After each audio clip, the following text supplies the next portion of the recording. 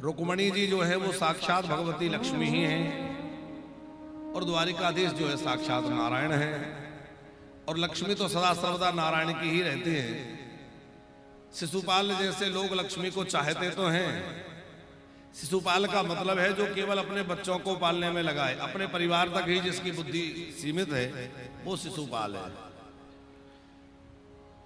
ऐसे लोग लक्ष्मी की चाह तो रखते हैं पर लक्ष्मी वर्ण तो सदा नारायण का ही करती है। लक्ष्मी की चाह बुरी नहीं है पर लक्ष्मी पति अथवा लक्ष्मी का स्वामी बनने का कोई प्रयास करे तो यह संभव नहीं है, क्योंकि लक्ष्मी के पति तो साक्षात भगवान नारायण है। व्यक्ति बहुत धनी हो जाता है तो धन आने के बाद उसे लगता है कि मैं इस धन का मालिक हूं, पर सच्ची बात यह है कि हम उस धन के मालिक नहीं हैं, हम उसके सेवक हैं। हमें उसको संभालने की जिम्मेवारी मिली है, हम उसके मालिक नहीं हैं। क्योंकि ये धन ना किसी का होके रहा है और ना रह सकता है। बड़े बड़े किले आप जाइए, कैसे कैसे महाराजाओं के किले बने हैं, खंडहर पड़े हैं, वो सब कहां चले गए? सब समाप्त हो गया। ऐसे स्थायी कुछ भी नहीं है। लेकिन यदि हमें लक्ष्मी की कृपा का कुछ प्रसाद मिला है तो प्रसाद को बांटा जाए। इसी से लक्ष्मी और नारायण दोनों प्रसन्न होते हैं। भगवती लक्ष्मी सदा सर्वदा परोपकारी के पास ही ज्यादा विराजती है। परोपकारी लोगों के पास खूब लक्ष्मी मैया की कृपा होती है। तो मन में परहित की भावना बसी रहे, परोपकार की भावना बसी रहे, पर पीड़ा का अनुभव जीवन में होता रहे। जो काम गरीबों के आए इंसान उसे हम कहते हैं। यूं भरने को तो दुनिया में पशु भी पेट भरते हैं, पर जो बंदा बांट कर खाए उसे इंसान कहते हैं। पराया दर्द अपनाए उसे इंसान कहते हैं। अच्छा, हमने जो कहा पंकज जी कि लक्ष्मी जिनको मिली है वो मालिक नहीं है, सेवक हैं। ये व्यवहार रूप में देखने में भी मिलता है। बड़े बड़े सेठों के नाम के आगे स्वामी नहीं लगता। कितना बड़ा सेठ कोई हो, स्वामी लिखते हैं क्या? गोपाल दास, घनश्याम दास, ऐसे नाम होते हैं ना सेठों के। दास क्यों लिखा है उनके नाम में? बोलिए लक्ष्मी के दास हैं। हमारे संत जो होते हैं रामदास, कृष्णदास, हरिदास, नारायण दास, वो भगवान के दास हैं। और धनी लोग लक्ष्मी के दास हैं। अच्छा, स्वामी किसको कहते हैं? टूटी सी झोंपड़ी में कोई बैठा है, ना खाने के लिए कुछ है, ना पहनने का कुछ ठिकाना है, और उनको बड़े बड़े धनी लोग जाकर के कहते हैं स्वामी जी कृपा करो। तो स्वामी कौन है? जिसने सब कुछ त्याग दिया वो स्वामी है, और जिसने बहुत कुछ जोड़ रखा है वो दास है। तो संग्रह से व्यक्ति महान नहीं बनता, त्याग से व्यक्ति महान बनता है। इसलिए जितना हो सके जीवन में त्याग होता है। दो व्यक्ति यात्रा पर जा रहे थे। एक संग्रह में ज्यादा रुचि रखता था और एक त्याग की ज्यादा चर्चा करता। त्याग में उसका ज्यादा अर्थ था। पुराना समय, नदी आई, नदी पार करना था तो नाविक को बुलाया। नाविक ने कहा कि एक एक आना दोनों का लूंगा।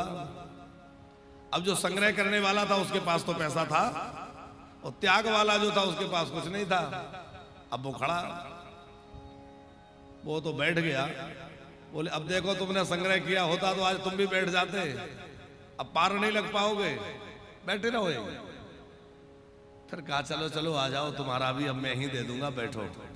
बिठा लिया, लेके चले। उसने जो संग्रह वाला व्यक्ति था दोनों का पैसा दिया नाविक को, नाव से उतरे और फिर उसने ताना देते हुए कहा देखा मैंने कहा था कि संग्रह करोगे तो काम आएगा। उसने कहा मैं आज भी यही कहता हूं कि त्याग ही ऊंची चीज है। उसने कैसे? अभी भी नहीं मान रहा है। अरे अब तो प्रत्यक्ष देख लिया। तिवारी जी, वो त्याग करने वाले ने क्या कहा कि ये बताओ यदि तुमने 2 आना का त्याग ना किया होता तो क्या नदी पार हो पाते? संग्रह करके रखे रहते कि नहीं दूंगा, तो चाहे जितना रखा रहे नदी पार नहीं हो पाते। लेकिन वो भी तुमने त्याग किया तभी पार हो पाए।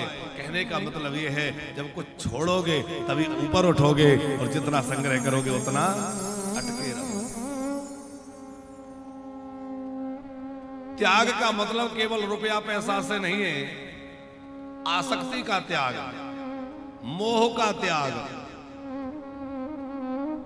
संसार की वासनाओं का त्याग, ये मेरा है, ये मेरा है, ये मेरा है, इस भाव का त्याग, ये मैं हूं, मैं इस भाव का त्याग। जीवन में ये सब त्याग जब तक नहीं होंगे तब तक जीवन ऊपर नहीं उठेगा। हम लोग लक्ष्मी के दास हैं, धीरे धीरे हम नारायण के दास बन जाएं। देखो, नारायण के चरणों में लक्ष्मी विराजती हैं, और नारायण की कृपा जिस पर होगी उस पर तो लक्ष्मी जी की कृपा सहज हो जाएगी। क्यों पंकज जी, सहज लक्ष्मी जी की कृपा होगी कि नहीं होगी? अब नारायण की कृपा नहीं होगी तो लक्ष्मी जी अकेली आएंगी। अब आपके घर में कोई उत्सव है और आपने निमंत्रण भेजा और पति का नाम नहीं लिख के केवल श्रीमती जी का लिख दिया, आप बताओ सामने वाले को अच्छा लगेगा? अरे पति पत्नी दोनों का लिख देता या अकेला पति का लिख देता तो भी सारा परिवार आ जाता, सह परिवार हो जाते। लेकिन पति का नाम न लिख के केवल पत्नी के नाम से चिट्ठी भिजवा दो, मुझे अटपटा लगेगा। तो पहले तो वो जाने ही नहीं देंगे, वो कदाचित जाने भी दें तो सावधान कर देंगे, देवी जा रही हो जल्दी आ जाना। तो भगवान नारायण को ना बुला के केवल लक्ष्मी को बुलाने वाले हों, लक्ष्मी जी रटते रहो, तो भगवान विष्णु कहेंगे देखो तुम्ही को बुला रहा है, जा तो रही हो जल्दी आ जाना। तो लक्ष्मी जी आएंगी तो सही, और किसी न किसी बहाने चली भी जाएंगी। इसलिए यदि चाहे तो घर में स्थिर लक्ष्मी रहे तो फिर नारायण के सहित भगवान नारायण को भी बुलाइए। नारायण तो बड़े दयालु हैं। वो मलुकपीठ से जो ग्रंथ है उसमें एक भगवान के नाम की महिमा और भगवान के स्वभाव का एक छोटा सा चुटकुला उसमें कल पिताजी ने सुनाया पढ़ के। एक किसान था और वो किसान जो है पढ़ा लिखा नहीं था। कोई महात्मा के पास गया, उनसे कहा कोई युक्ति बतलाइए कि मैं क्या नाम जपूं, क्या करूं, मुझे कोई भजन करने का समय तो मिलता नहीं, चलते फिरते कुछ कर सकूं। तो उन्होंने कहा भगवान का नाम जपो। उसने कहा क्या नाम जपूं, मेरे से तो बहुत पाप हुए हैं जीवन में, तो कोई ऐसा नाम बतलाइए जिससे मेरे पाप नष्ट हो जाएं और मुझे भगवान की कृपा मिले। भोला भाला सीधा सा व्यक्ति, महात्मा ने विचार किया कि पाप नष्ट करने के लिए भगवान का नाम है अघमोचन। क्या नाम दे दिया? अघमोचन। अघ माने होता है पाप। बोले ऐसा करना खेती में काम करते हुए घर में यहां जब भी रहे अघमोचन अघमोचन अघमोचन ये नाम जपते रहना। तो ठीक है। अब वो घर आया, थोड़ी समय तो उसने अघमोचन अघमोचन जपा। तिवारी जी बिना पढ़ा लिखा आदमी भूल गया, तो वो तो भूल गया और आधा नाम घमोचन घमोचन घमोचन। अब वो भूल गया तो अघमोचन का क्या रह गया? घमोचन घमोचन घमोचन जपने लगा। अब वो अपना हल जोत रहा है तो भी घमोचन घमोचन घमोचन, पूरा दिन लगा है घमोचन घमोचन। बैकुंठ में भगवान ने विचार किया कि आज तक मेरे हजारों नाम लोगों ने रखे, ये नाम पहली बार सुन रहा हूं, ये नाम तो कहीं मैंने सुना नहीं। तो भगवान को बैठे बैठे हंसी आ गई बैकुंठ में। ये कैसा भोला भगत है, बताओ इसने क्या नाम रख दिया घमोचन घमोचन, ये कोई नाम है? तो भगवान एकदम मुस्कुराए तो लक्ष्मी जी ने पूछा क्या हुआ, अचानक हंसने का क्या कारण है? भगवान बोले कुछ नहीं, मेरे भक्त का यह स्मरण करके। नहीं, कौन भक्त है ऐसा जिसके लिए आप हंस पड़े, क्या बात है? अरे बोले देवी आज तक हजारों नाम तुमने सुने होंगे पर जो नाम वो जप रहा है तुमने भी नहीं सुना होगा। घमोचन घमोचन नाम जप रहा है। लक्ष्मी जी बोली ये कौन सा नाम है? बोले तो उसी से पूछो चल के कि ये क्या नाम हुआ। चलो तो भगवान नारायण और भगवती लक्ष्मी दोनों पधारे। नारायण तो एक कोई गड्ढा सा था, वहां खड़े होकर छुप गए, और लक्ष्मी जी रूप बदल करके सामान्य स्त्री के भेष में, अरे भैया ये क्या जप रहा है? वो नहीं बोला कि जब छूट जाएगा, ये पता नहीं कौन महिला है क्या है। अरे बताओ तो सही क्या है, ये किसका नाम ले रहे हो? अब वो तो बिना पढ़ा लिखा गांव का आदमी, बार बार जब पूछने लगे पीछे ही पड़ गई, तो बोले तेरे खसम का नाम ले रहा हूं। और सच्ची बात तो यही है कि है तो वो लक्ष्मी जी के ही पति। लक्ष्मी जी को लगा कि इसकी भाषा भले ही अटपट हो, लेकिन बात तो ठीक ही कह रहा है। अच्छा ये बताओ कहां है मेरे पति जिनका तुम नाम ले रहे हो, वो कहां है? अब वो बोलना नहीं चाहता था कि नाम जब छूटेगा तो घमोचन लगा हुआ था। अब लक्ष्मी जी पीछे ही पड़ गई, बताओ कहां है? अरे बोले होगा किसी गड्ढे में। तो लक्ष्मी जी को लगा कि अरे ये तो सब जानता है, इसको पता है गड्ढे में खड़े। बोले प्रभु वो जानता है कि मैं कौन हूं और आप कहां हैं, और वो तो बड़ा सिद्ध भक्त है। भगवान बोले सिद्ध विद्ध नहीं है, भोला भगत है। तो ऐसे भोले लोगों पर मेरा बड़ा प्रेम रहता है। तो चलो चल के दर्शन देते हैं। भगवान लक्ष्मी नारायण दोनों अपने वास्तविक स्वरूप में प्रकट हो गए, और उसके किसान को दर्शन देके कहा कि धन्य है तेरी निष्ठा, धन्य है तेरा प्रेम, कितना सुंदर तूने नाम जपा। तो देखो अब उसने क्या नाम जपा, राम नाम, कृष्ण नाम, गोविंद नाम, जिनकी बड़ी महिमा, ये नाम नहीं जपे, लेकिन उसने जो कुछ भी जपा बड़े प्रेम से जपा, और प्रेम से जपा तो भगवान दौड़ के उसको दर्शन देने लक्ष्मी जी के सहित आ गए। लक्ष्मी जी की कृपा भी हो गई, नारायण खूब आशीर्वाद दिया लक्ष्मी जी ने, अब तुम्हारे पास किसी चीज की कमी नहीं रहेगी, प्रसन्न रहो। तो भैया भगवान का नाम पकड़े रहे, गुरुदेव ने जो नाम दे दिया, मंत्र दे दिया, उसका आश्रय लिए रहे, प्रेम पूर्वक भगवान का भजन करते रहे, और अपने को जो कर्तव्य कर्म मिला है, देखो उसके सामने अपना काम नहीं छोड़ा। इससे एक सिद्धांत ये भी समझने में आता है कि अपना कर्म ना त्यागें, जो हमें सेवा मिली है। भजन करने का मतलब संसार से भागना नहीं है। भक्ति जो है वो अकर्मण्य नहीं बनाती, यह कोई कायरों का मार्ग नहीं है, ये सूरवीरों का मार्ग है। भक्ति तो हमें कर्म पथ पर डटे रहने का मार्ग सिखाती है। अपना कर्तव्य करते रहें, अपने कर्म से पीछे ना हटें। बच्चे हैं, विद्यार्थी हैं, तो खूब पढ़ाई करें, बड़े बड़े पदों पर जाएं, बड़ी बड़ी नौकरियां करें, खूब धन भी कमाएं, उसकी भी कोई मनाही नहीं है कि धन कमाने से कोई परहेज हो। न्याय पूर्वक धर्म पूर्वक धन कमाइए, क्या हर्ज है, और खूब बढ़िया धन कमा करके उसको बढ़िया जगह पे लगाइए। धन की 3 गतियां हैं। सबसे प्रथम गति क्या है? दान करना, अच्छे कामों में लगा देना। मध्यम गति है अपने उपभोग में लगा लेना, और जो ना अपने धन का सदुपयोग करता है, दान करता है, ना अपने उपयोग में लगाता, उसके धन की तीसरी गति अर्थात नाश हो जाती है। चोर उचक्का ले जाएगा, हॉस्पिटल में जाएगा, कहीं जाएगा, बर्बाद हो जाएगा। तो धन कमाने की भी मनाही नहीं है। हम ये बात इसलिए कह रहे हैं, छोटे छोटे बच्चे बैठे, इनको ऐसा ना लगे कि भक्ति का मतलब तो ये है कि सब छोड़ के बस राम राम जपो। नहीं, राम राम तो जपना है, पर अपना जो कर्तव्य है वो करना है। खूब पढ़ाई करो, खूब बड़े बड़े पदों पर जाओ, नौकरी करो, बिजनेस करो, अच्छे काम करो, समाज में अपना नाम, अपने परिवार का नाम ऊंचा करो, और बाहर जाके अपने देश का नाम ऊंचा करो, खूब काम करो। लेकिन हमारा जो मार्ग होना चाहिए वह सत्य का मार्ग होना चाहिए, न्याय का मार्ग होना चाहिए, धर्म का मार्ग होना चाहिए। अधर्म के रास्ते पे चल के नहीं, अनीति पूर्वक नहीं, खूब कर्तव्य कर्म करते हुए। कौन मना करता है धन कमाने के लिए, पर न्याय पूर्वक। देखो हमारे यहां 4 पुरुषार्थ की चर्चा है, धर्म, अर्थ, काम और मोक्ष। तो पहला पुरुषार्थ क्या है?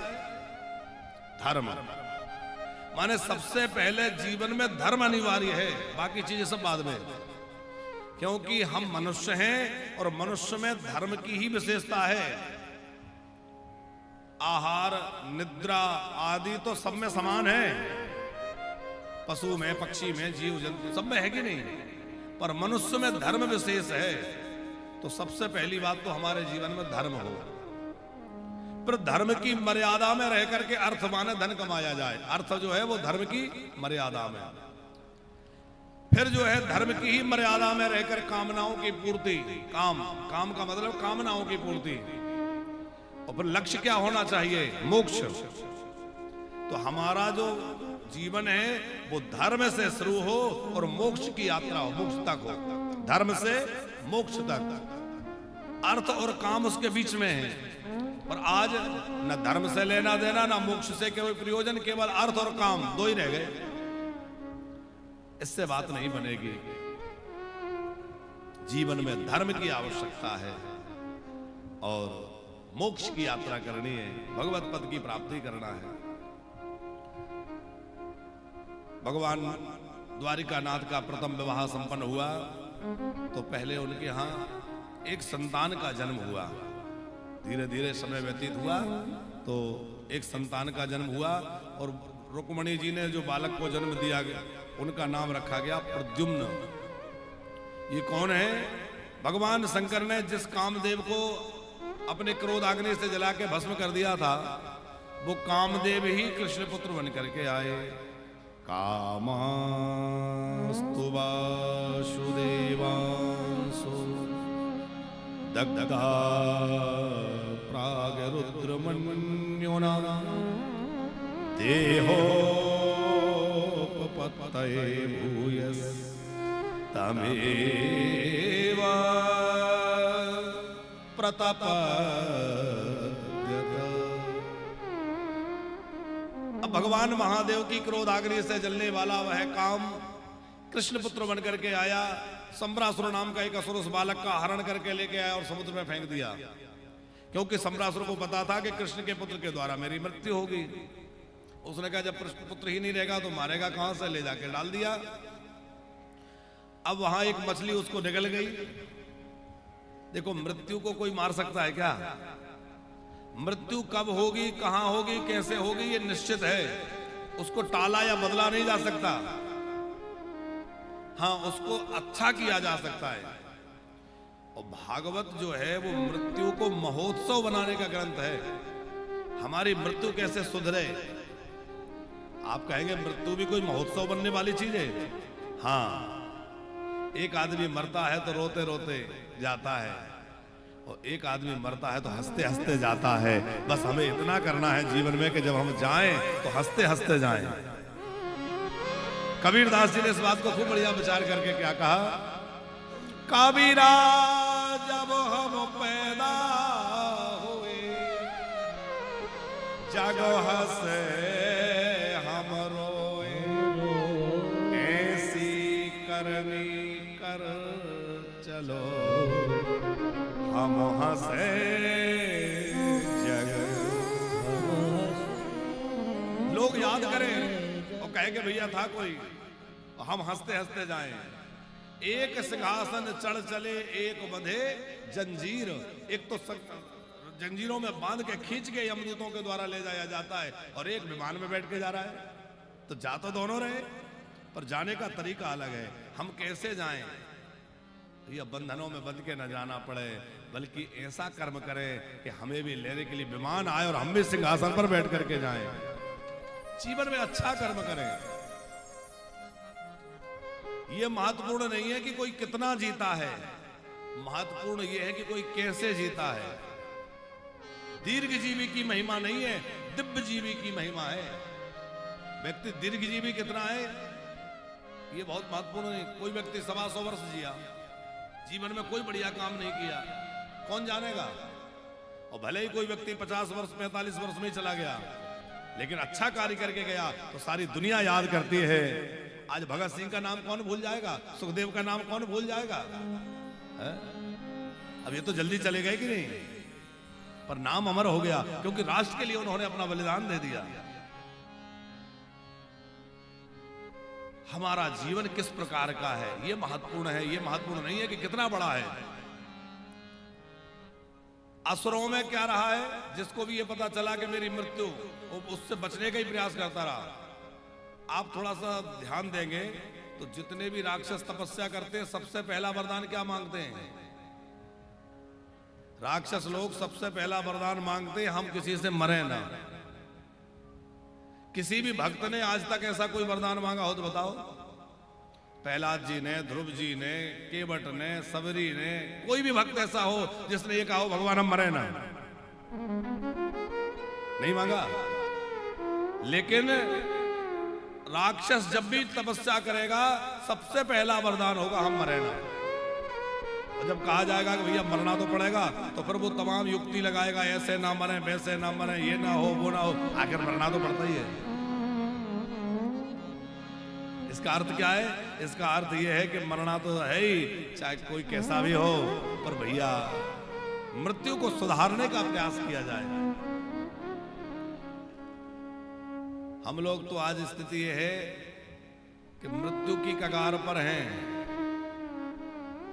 और उसके बावजूद भी संसार की आसक्ति छूट नहीं रही है।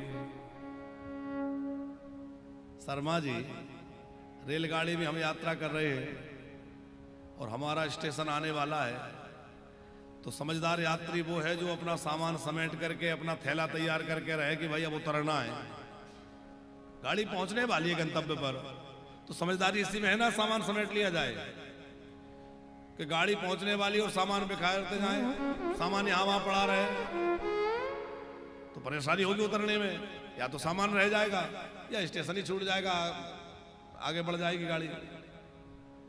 हमारी भी जब स्टेशन आने वाली हो, जीवन की सांझ आने वाली हो, तो क्या करें? बोले फिर फैलाना बंद कर दो और समेटना शुरू कर दो। भैया बहुत फैला लिया जीवन में, अब समेटना शुरू कर दो, क्योंकि उतरने की तैयारी रहे। जो गाड़ी आएगी तो उतर जाएंगे। तैयारी करके रखो जाने की। सब काम की तैयारी तो हमने करी, पर क्या मरने की तैयारी करी? अच्छा, मृत्यु अटल सत्य है कि नहीं? और किसी का कोई काम होगा या नहीं होगा ये पक्का नहीं है। शादी होगी कि नहीं होगी पक्का नहीं है, हो सकता है ना भी हो किसी की। बच्चे होंगे कि नहीं होंगे पक्का नहीं। घर बना पाएंगे नहीं बना पाएंगे पक्का नहीं। विदेश जाएंगे नहीं जाएंगे पक्का नहीं। ये सब बातें तो प्रारब्ध अनुसार हैं, होंगी नहीं होंगी, लेकिन मरना पक्का है कि नहीं है? मरना तो तय है सबका। तो भैया जो निश्चित है उसकी तैयारी करो, अनिश्चित की तैयारी क्या करना? वो तो हो गया ठीक है, नहीं हुआ तो ठीक है, पर जो निश्चित है उसकी तो तैयारी कर लो। मरने की तैयारी करें। अब आप मरने की तैयारी में लग जाइए। आप कहेंगे वाह महाराज जी बढ़िया कथा सुनाई, तो मरने की तैयारी कराने लगे है? अरे यही जीवन की वास्तविकता है भैया। मरने की तैयारी का मतलब है व्यक्ति का पल पल सुधर जाए। क्यों? वो जान जाएगा अरे भैया जाना है, क्यों झूठ बोले, क्यों किसी से छल कपट करें, क्यों प्रपंच करें। और जब जाए तो लोग कहे कि कोई था। तिवारी जी एक वेश्या थी और उसके घर के पास से ही रास्ता था शमशान घाट का, तो लोग वहीं से सब यात्रा लेके निकलते। उसका घर थोड़ी दूर था। अपनी बेटी को आवाज लगाती, बेटी जा देख जरा पता कर स्वर्ग गया कि नरक गया। उसकी छोटी बेटी दौड़ के जाती, आके कह देती माँ स्वर्ग चला गया। अच्छा अच्छा अच्छी बात है। कभी बेटी आके कहती माँ नरक चला गया। अच्छा अरे नरक गया, राम राम, चलो ठीक। महात्मा ने सुना तो आश्चर्य में पड़ गया कि भाई हमने इतना जब तब किया, आज तक ये नहीं समझ पाए कि मरने वाला नरक गया कि स्वर्ग गया। और ये वेश्या और इसकी बच्ची कुछ भी जानती नहीं, बिना पढ़ी लिखी, और ये आके ऐसे कह देती है स्वर्ग गया नरक गया। इसको कैसे पता चल जाता है? प्रणाम करके कहा देवी तू मेरे लिए गुरु बन जा, सच बताइए कैसे पता कर लेती है? अरे बोले महात्मा जी इसमें कौन बड़ी बात है, ये तो बड़ा सरल है। कैसे? बोले बेटी जाती है और पीछे जो लोग चल रहे हैं उनकी बातें सुनती है। पीछे चलने वाले बातें करते हैं ना, तो जो थोड़े से पीछे होते हैं वो तो राम नाम सत्य है राम नाम सत्य है बोलते हैं। थोड़े और पीछे जाओ तो जो ज्यादा पीछे चल रहे होते हैं वहां कुछ लोग चर्चा करते हैं, बहुत भला आदमी था, कितना अच्छा काम किया, जीवन में कितना इसने अच्छे काम किए, चला गया बेचारा। तो पीछे चलने वाले लोग अति प्रशंसा कर रहे हैं, उसकी सच्चे हृदय से बढ़ाई कर रहे हैं, तो स्वर्ग गया। और पीछे चलने वाले लोग कह रहे भैया ठीक ही है, अब चला गया बेचारा, क्या करे, मगर कितना लोगों को परेशान किया इसने। देखो आज क्या ले गया, इतना तमाम हाय हाय करता था, क्या लेके जा रहा है, सब पड़ा रह गया कि नहीं? क्यों इसने ये सब किया? ऐसी कुछ बातें चल रही हैं तो कहां गया? नरक गया। तो पता चल जाएगा कि कहां गया है। इसलिए जीवन में ऐसी बातें ना हो हमारे पीछे जाने के बाद लोग कहें कि कोई भला आदमी था। सम्रासुर ने उस बालक को मारना चाहा, लेकिन बालक को मछली निकल गई, मछुआरों के जाल में मछली फंस गई और वो मछली को ले जाकर के सम्रासुर को ही भेंट कर दिया। वो तो तमोगुणी था ही, यही सब उसका भोजन था। उसके रसोई घर में मछली भेजी गई, विशाल का मछली को जब पेट काटा गया तो उसमें जीवित मनुष्य बालक, और इतना सुंदर बालक इसके मछली के पेट में। तो रसोई घर में काम करती थी एक देवी जिनका नाम था मायावती, उनको दे दिया गया। मायावती उसको पालन कर रही थी। नारद जी ने आकर कहा देवी जी पहचाना? बोले नहीं। बोले ये आपके पति देव है, क्योंकि वो रति महारानी है। और शिव जी की क्रोधाग्नि से जब कामदेव जल के भस्म हो गए थे तो भोले बाबा ने वरदान दिया था, कृष्ण तनय हो हई पति तोरा, कृष्ण तनय हो हई पति तोरा, बचन अन्यथा मोहि न मोरा, बचन होई न मोरा, कृष्ण तनय हो हई पति तोरा, कृष्ण तनय हो हई पति तोरा, बचन अन्यथा मोहि न मोरा, बचन अन्यथा होई न मोरा, जब जदुवंश कृष्ण अवतारा, जब यदुवंश कृष्ण अवतारा, ओ हरि हरण महामहि भारा, होई हरण महामहि भारा। आज वही प्रद्युम्न जी के रूप में प्रकट है। नारद जी ने परिचय कराया, रति महारानी प्रसन्न हो गई। धन्य है रति महारानी की निष्ठा। इतने युग बीत गए पति की प्रतीक्षा में, और कहां क्या करना पड़ रहा है? बोले एक राक्षस की रसोई घर में सेवा देनी पड़ रही है, चौका बर्तन करना पड़ रहा है, लेकिन किसके लिए? देहात पतिम प्रतीक्षति, पति की प्रतीक्षा में। यह है भारतीय नारी की निष्ठा अपने पति के प्रति। तेरे बिना सावरे जिया नहीं बढ़िया राग चल रहा है, थोड़ा भजन का आनंद लिया जाए। तुम आके पकड़ लो तो कोई बात बने, तेरे बगैर सावरिया जिया नहीं जाए, तुम आके पकड़ लो तो कोई बात बने, तेरे बगैर सावरिया।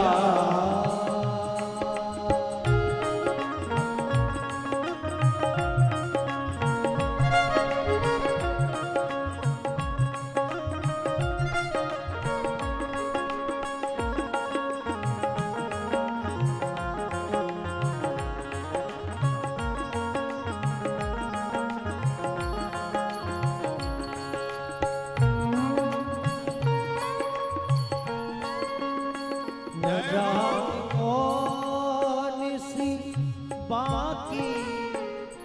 अता तुम्हारी है। न जाने कौन सी बाकी अदा तुम्हारी है। न जाने कौन सी बाकी अता तुम्हारी है। हजारों लाखों मिटे हैं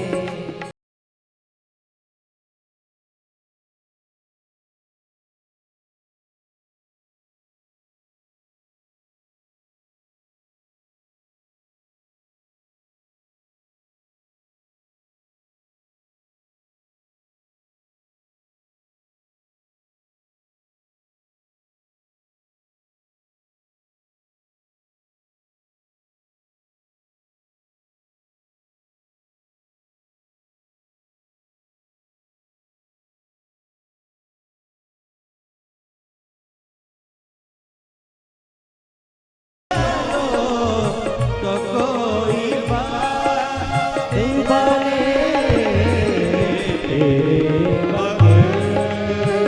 सावरिया।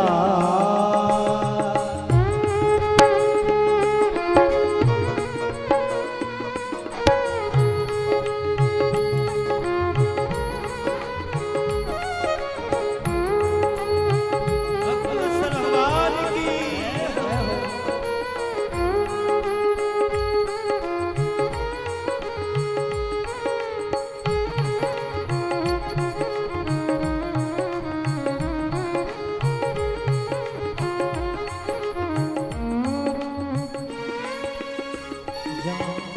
जहाँ श्री राधा जी संग में रमण करो प्यारे।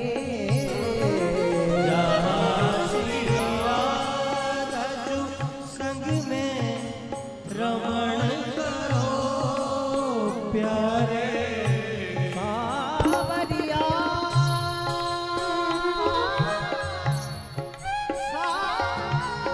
सावरिया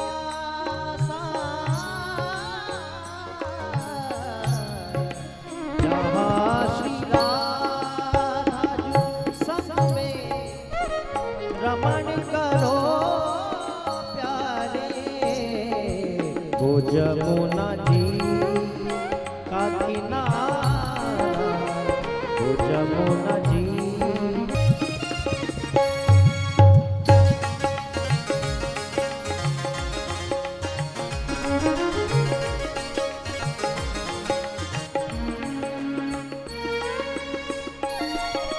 मैं लाऊं फूल तुम्हारी पसंद के प्यारे। फूल तुम्हारी पसंद के प्यारे।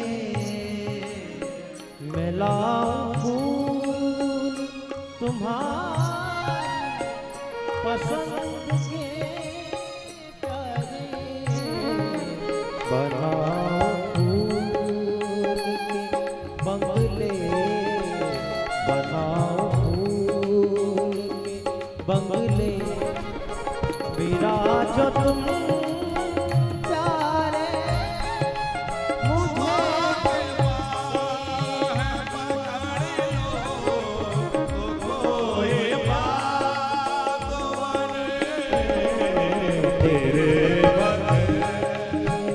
सावरिया जिया नहीं जाए। तुम्हारे बाह पकड़ लो तो कोई बात बने। तेरे बगैर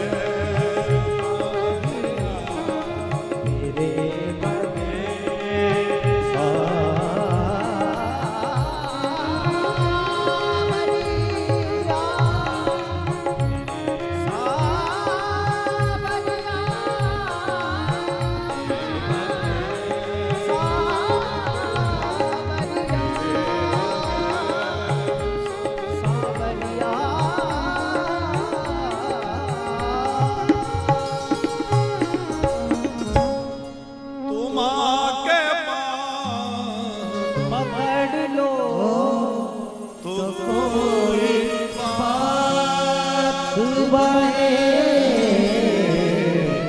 तेरे बगैर साबरिया बोले बाल कृष्ण लाल की जय